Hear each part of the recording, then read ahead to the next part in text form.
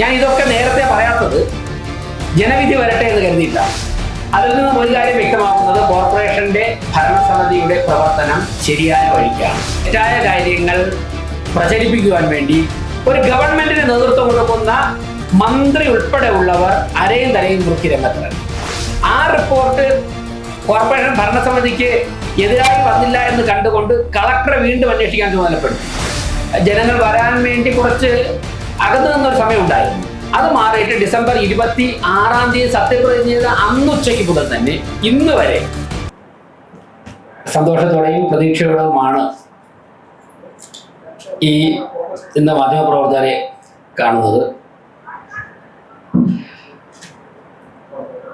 Thiruvananthapuram corporation ഉള്ളിൽ ഉള്ള 4 നിയോജക മണ്ഡലങ്ങളിൽ 2 നിയോജക മണ്ഡലങ്ങളിൽ NDA സ്ഥാനാർത്ഥികളെ വിജയിപ്പിച്ച തിരുവനന്തപുരത്തെ ജനങ്ങൾക്ക് BJP നന്ദി രേഖപ്പെടുത്തുന്നു. അതോടൊപ്പം തന്നെ തിരുവനന്തപുരം കോർപ്പറേഷനിലും കേരളത്തിലെമ്പാടും ദേശീയ ജനാധിപത്യ സഖ്യത്തിന്റെ സ്ഥാനാർത്ഥികൾക്ക് വോട്ട് ചെയ്തവർക്ക് പ്രത്യേകം നന്ദി രേഖപ്പെടുത്തുകയാണ്. നമുക്കറിയാം, ഈ കോർപ്പറേഷന്റെ ഭരണസമിതി അധികാരത്തിൽ വന്നിട്ട് 2 മാസം പൂർത്തിയാകുമ്പോഴാണ് തെരഞ്ഞെടുപ്പ് പ്രഖ്യാപിച്ചത്. അതിനുശേഷം കോർപ്പറേഷന്റെ ദൈനംദിന പ്രവർത്തനങ്ങൾ നടക്കുന്നതോടൊപ്പം തന്നെ തെരഞ്ഞെടുപ്പ് പ്രവർത്തനങ്ങളിലും എല്ലാ കൗൺസിലർമാരും ഇൻവോൾവ് ആയിരുന്നു. അപ്പോൾ 2.5-3 മാസത്തെ ഭരണസമിതിയുടെ പ്രവർത്തനത്തിന്റെ വിലയിരുത്തൽ കൂടിയായിരുന്നു ഈ തെരഞ്ഞെടുപ്പ്. അതിൽ 4 അസംബ്ലി മണ്ഡലങ്ങളുള്ള 2 മണ്ഡലങ്ങളിലും NDA സ്ഥാനാർത്ഥികളെ, BJP നേതൃത്വം കൊടുക്കുന്ന NDA സ്ഥാനാർത്ഥികളെ വിജയിപ്പിച്ചു. അതിൽ നിന്നും ഒരു കാര്യം വ്യക്തമാകുന്നത് കോർപ്പറേഷന്റെ ഭരണസമിതിയുടെ പ്രവർത്തനം ശരിയായ വഴിക്കാണ്. ഞങ്ങൾ മുന്നോട്ട് വെച്ച കാര്യങ്ങൾ ജനങ്ങൾ അംഗീകരിക്കുന്നു. അതിനുള്ള കൂടുതൽ മാൻഡേറ്റ് തന്നിരിക്കുകയാണ്. ഈ ഭരണസമിതി അധികാരത്തിൽ വന്നതിന് ശേഷം നടത്തിയ പ്രധാനപ്പെട്ട പല ഇടപെടലുകളുമുണ്ട്. അതിൽ 2-3 എണ്ണം എടുത്തു പറഞ്ഞാൽ, ഒന്ന് ബഡ്ജറ്റ് അവതരണമായിരുന്നു. സാധാരണക്കാരായ ജനങ്ങളുടെ നിത്യജീവിതത്തെ സ്പർശിക്കുന്ന തരത്തിൽ, അതോടൊപ്പം തന്നെ സംസ്ഥാന തലസ്ഥാനം എന്ന നിലയ്ക്ക് എല്ലാ മേഖലയിൽ പെടുന്നവരുടെയും ഒരു ആശ്രയ കേന്ദ്രമാണ് തിരുവനന്തപുരം. അങ്ങനെയുള്ള തിരുവനന്തപുരത്ത് എല്ലാ മേഖലയിൽപ്പെട്ടവർക്കും ആശ്വാസം പകരുന്ന ഒരു ബഡ്ജറ്റാണ് കോർപ്പറേഷൻ ഭരണസമിതി അവതരിപ്പിച്ചത്.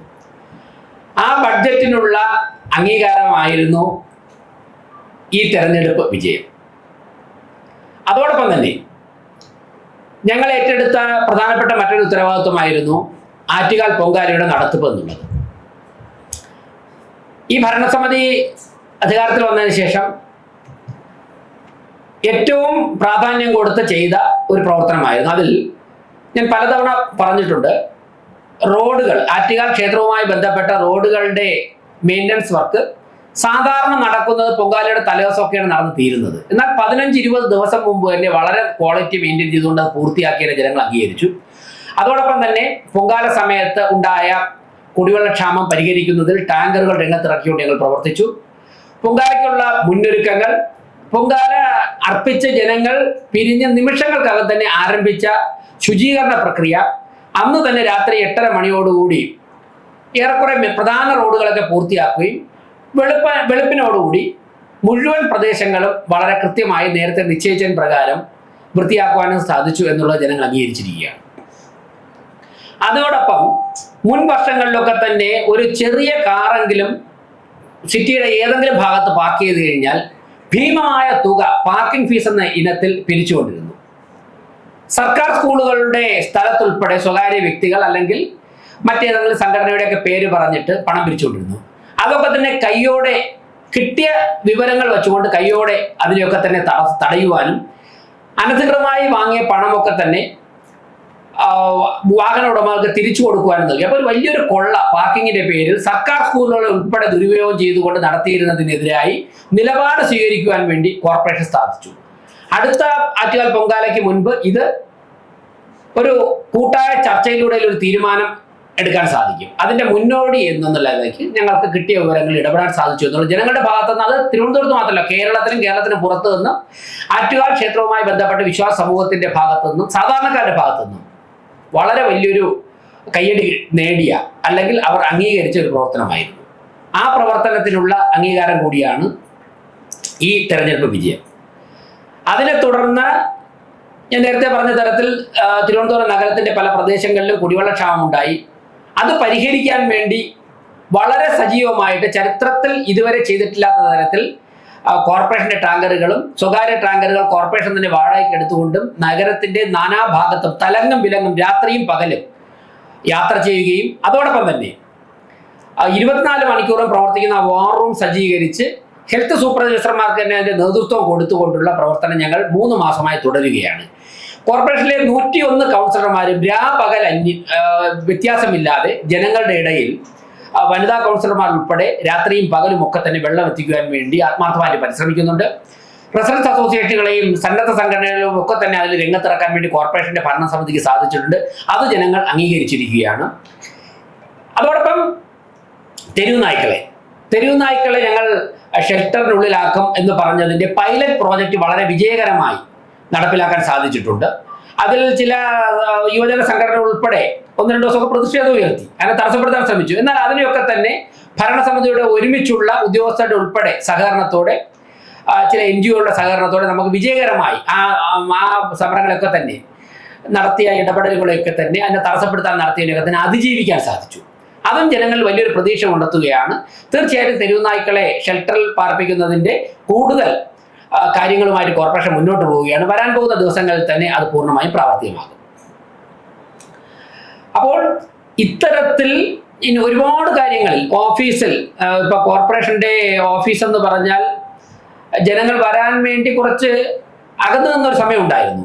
അത് മാറിയിട്ട് ഡിസംബർ 26 സത്യപ്രതിജ്ഞ ചെയ്ത അന്നുച്ചയ്ക്ക് മുതൽ തന്നെ ഇന്ന് വരെ എല്ലാ പ്രവൃത്തി ദിവസങ്ങളിലും 3 മണി മുതൽ 5 മണി വരെ കോർപ്പറേഷനെ സമീപിക്കാൻ ആഗ്രഹിക്കുന്ന എല്ലാ വ്യക്തികൾക്കും അവരുടെ ആവശ്യങ്ങളുമായി ബന്ധപ്പെട്ട് വരാനുള്ള ഒരു സാഹചര്യം ഒരുക്കുകയും അത്തരത്തിൽ ജനങ്ങളുമായി നിരന്തരം ഉദ്യോഗസ്ഥരും ഭരണസമിതിക്ക് നേതൃത്വം കൊടുക്കുന്നവരും ഇടപഴകുന്നത് ജനങ്ങളെ കൂടുതൽ കോർപ്പറേഷനിലേക്ക് അവരുടെ പ്രസ്ഥാനം എന്നുള്ളതിലേക്ക് ഒരു ജനകീയ സ്ഥാപനമാക്കി കഴിഞ്ഞ 3 മാസം കൊണ്ട് മാറ്റാൻ വേണ്ടി സാധിച്ചു എന്നുള്ളത് ജനങ്ങൾ പൂർണ്ണമായി ഇരുകൈ നീട്ടി ആ ശൈലി സ്വീകരിച്ചിരിക്കുന്നു എന്നുള്ളതാണ് ഈ തെരഞ്ഞെടുപ്പ് വിജയം തെളിയിക്കുന്നത്.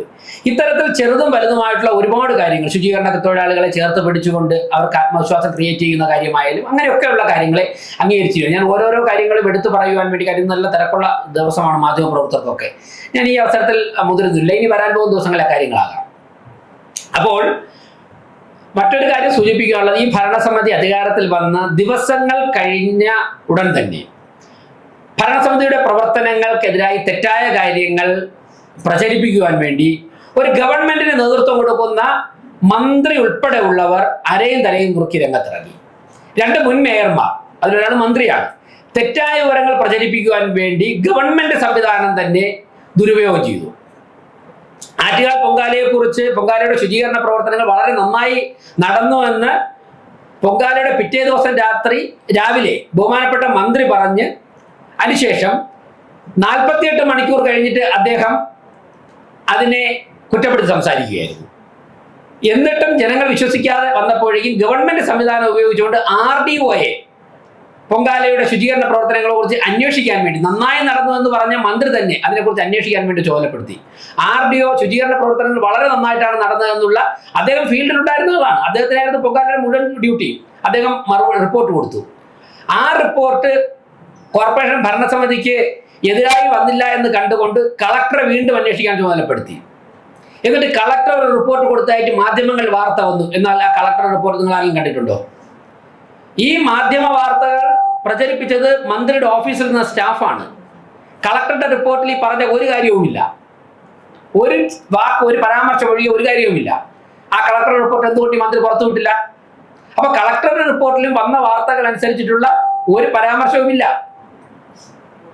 ഒരു ചെറിയൊരു വരി മാത്രമാണുള്ളത്. അത് എല്ലാ വർഷവും നടക്കുന്ന കാര്യം തന്നെയാണ്.